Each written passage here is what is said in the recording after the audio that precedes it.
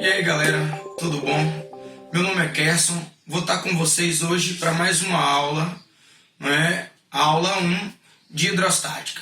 Hoje nós vamos trabalhar com algumas características que inicia esse estudo da hidrostática, desde o nome até alguns fundamentos básicos. Então vamos lá. Hidrostática. Hidro, a gente tem ideia logo de água. Estática, parado. Então, hidrostática seria o estudo dos fluidos quando eles estiverem em repouso. Então, a primeira coisa que a gente tem que entender é o que era o fluido, o que esse fluido quer dizer. Fluido é toda substância que tem a capacidade de escoar, ou seja, derramar. Então, nós temos como exemplo de fluidos a água e alguns gases. Então, quando a gente fala em hidrostática, a gente dificilmente relaciona essa ideia com os gases. Para a gente compreender e materializar essa ideia da hidrostática, a gente tem que saber de algumas variáveis. E a primeira dela que nós iremos trabalhar é a pressão. Pressão é representada por P e ela é a razão entre a força exercida em um corpo, exercida por um corpo, em uma determinada área. Então, F aqui, nós estamos representando a força, que será medida em newtons, e a área, que vai ser medida em metros quadrados. Dando seguimento, nós temos aqui a medida, o sistema de medida. Como é que essa pressão será medida? Ela vai ser medida inicialmente aqui em newtons, que é o sistema de unidade da força, por metro quadrado, o que nós vimos que é o sistema de unidade da área. Mas nós temos outras medidas da pressão.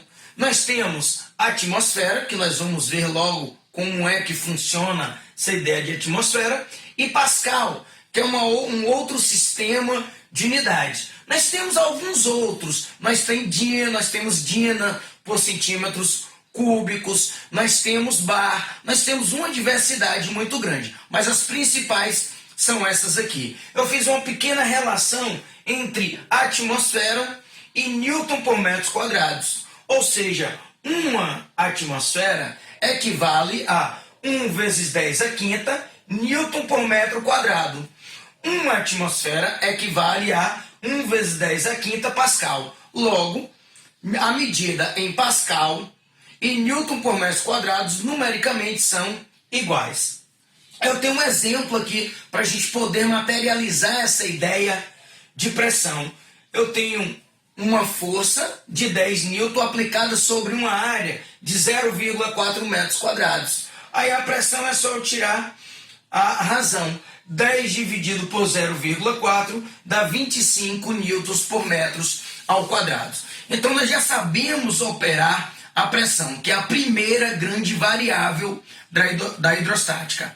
A outra variável que nós vamos trabalhar é a densidade. Aquela mesma densidade que nós vamos ver lá em química, que é a relação entre a massa e o volume, ou melhor dizendo, a razão entre massa e volume, onde a massa ela pode ser expressa em quilogramas ou gramas, e o volume ele pode estar em metros cúbicos, centímetros cúbicos ou litros.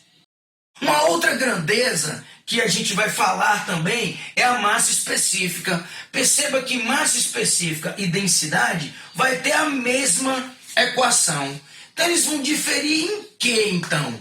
Quando é que eu falo massa específica ou densidade? Dentro das questões não vai fazer muita diferença, mas é um conceito mais teórico, que massa específica é aquela substância homogênea, que ela não tem espaços vazios ou não tem uma outra substância dividindo aí a sua massa. Já a densidade tem. Eu vou dar um exemplo, uma caixa de sapato. Uma caixa de sapato, ele tem a densidade dela, não importa o que esteja dentro dela. Pode aumentar a massa, mas o volume dele não muda. E se eu pegar um bloco de madeira com as mesmas dimensões da caixa de sapato, ele é um material uniforme, então eu vou dizer que é massa específica. O sistema de medida da massa específica é quilogramas por metros cúbicos, quilogramas por litros e gramas por centímetros cúbicos. É onde vocês vão encontrar uma maior dificuldade aí. Por quê? Porque essas relações aqui vão ser determinadas pelo sistema de medida que vocês aprenderam lá atrás, ok? E aí a gente vai dar seguimento às nossas aulas agora, falando um pouquinho sobre pressão.